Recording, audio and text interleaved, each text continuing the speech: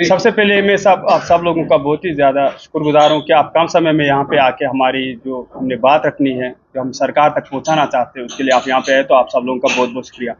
मेरा नाम लोन जिलानी है, मैं वोकेशनल ट्रेनर्स वेलफेयर एसोसिएशन का यूटी प्रेसिडेंट आज यहाँ पे आपके सामने अपनी बात रखने जा रहा हूँ। हम 2016 से लेकर आज तक वोकेशनल एजुकेशन हाई स्कूल्स और हायर सेकेंडरी स्कूल्स में बच्चों को प्रोवाइड कर रहे हैं, जिसका मेन पर्पज़ ये है कि बच्चे स्किल्ड होकर अपना भविष्य बेहतर बनाए, और इस कार्य में हम बहुत ही सफल हुए हैं। हमारी इनरोलमेंट 1:100 से ज़्यादा है, हमारे रिजल्ट 100% से 100% के करीब है, और बाकी जो सारे काम हैं वो हम स्कूल्स में अंजाम दे रहे हैं, जिसका हमारे कंसर्न डिपार्टमेंट, हमारी कंसर्न गवर्नमेंट ने हमेशा उसकी तारीफें की है कि बिल्कुल इनने अपना काम बेहतर तरीके में निभाया है। लेकिन 10 सालों में जो हम काम कर रहे हैं उसका पूरा मुआवजा आज तक हमें नहीं मिला। हमारी एक्सप्लॉयटेशन हुई, हमारी डिमांड्स को कभी फुलफिल नहीं किया गया। हमारे साथ जो वादे किए गए, चाहे एलजी एडमिनिस्ट्रेशन की बात की जाए, चाहे जो कोalition सरकार हमारी इससे पहले थी, आर्टिकल के एब्रोगेशन से पहले, वो आज तक पूरे नहीं हुए। हमारे लिए कमिटीज़ वगैरह बिठाई गई, लेकिन रिजल्ट ज़ीरो। इस चीज़ को सामने लाने के लिए हमने प्रोटेस्ट की कॉल 2 महीने पहले दी थी, सरकार तक अपनी मैसेज पहुंचाई थी, लेकिन उसका आउटकम हमें नहीं मिला। हमारे वार्तालाप जो हम चाहते थे सरकार के साथ हो, वो देखने को ना मिले, जिसके कारण जो रिसेंटली हमारी ईद एक बहुत ही बड़ा त्यौहार रहता है, ईद के दिन हम पूरे वोकेशनल ट्रेनर्स जम्मू और कश्मीर के रोड पे आए, लेकिन हमारी बात को सुनने के बजाय हमें जेल में डाला गया।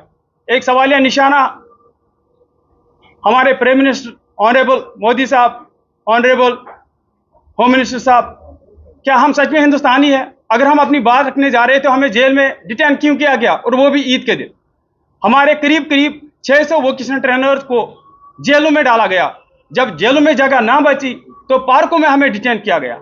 हमारी फीमेल महिलाओं को जेलों में डाला गया, हमारे 3 महीने के बच्चों को जेलों में डाला गया, और 9 बजे के करीब, रात के 9 बजे के करीब हमें ईद के दिन छोड़ा गया। ये कहाँ की नाइंसाफी है? ये कहाँ का इंसाफ है? आप हमें ये बताइए। इतनी नाइंसाफी तो आज तक सौतेले लोगों से नहीं किया जाए, जो टेररिस्ट है उनके साथ ऐसा बर्ताव नहीं किया जाता जो हमारे साथ किया जाता है। तो हम बताइए, आप लोग के माध्यम से हम ये पूछना चाहते हैं कि इतनी बड़ी इनजस्टिस हमारे साथ क्यों? नाउ नेक्स्ट, हम जो उस दिन बात रखना चाहते थे वो बात आज आपके माध्यम से हम रखना चाहते हैं, वो ये है कि हम किसी के खिलाफ नहीं है, किसी के खिलाफ नहीं है, लेकिन हम चाहते हैं जो कमर्शियलाइज किया जा रहा है एजुकेशन को, वो खत्म किया जाए। अगर कमर्शियलाइजेशन से कोई फायदा है तो आप बताइए कि ये फायदे हैं, इसको कंटिन्यू करें, लेकिन अगर फायदे नहीं है तो कमर्शियलाइजेशन को खत्म किया जाए। ये हमारी मुख्य डिमांड है।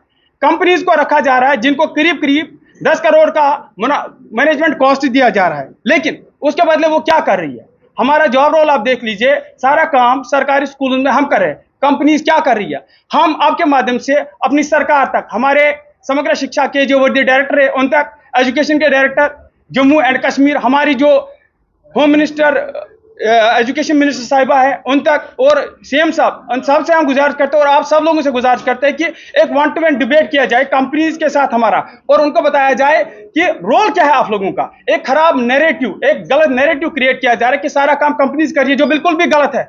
हमें सिर्फ एक्सप्लॉयटेशन उनके थ्रू हो रही है। मैं एक एग्जांपल दूंगा एक्सप्लॉयटेशन का।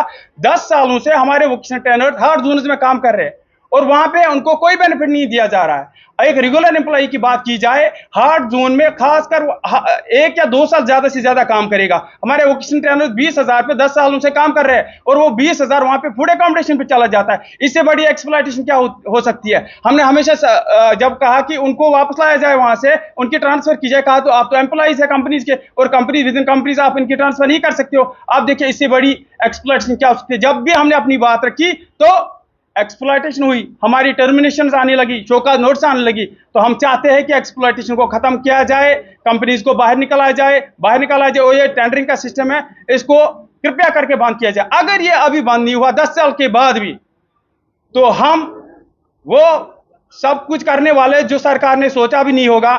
हमारे बच्चों का मुस्तकबिल ज़ाया होगा। वहाँ पे नया एकेडमिक सेशन चल रहा है अभी। हम नहीं चाहते वो खराब हो जाए, उनका भविष्य, उनका फ्यूचर खराब हो जाए, उनका टाइम खराब हो जाए। लेकिन अगर हमारी सुनवाई कुछ ही दिनों में नहीं हुई तो हम अपनी स्ट्राइक को कंटिन्यू करेंगे और किसी भी हाल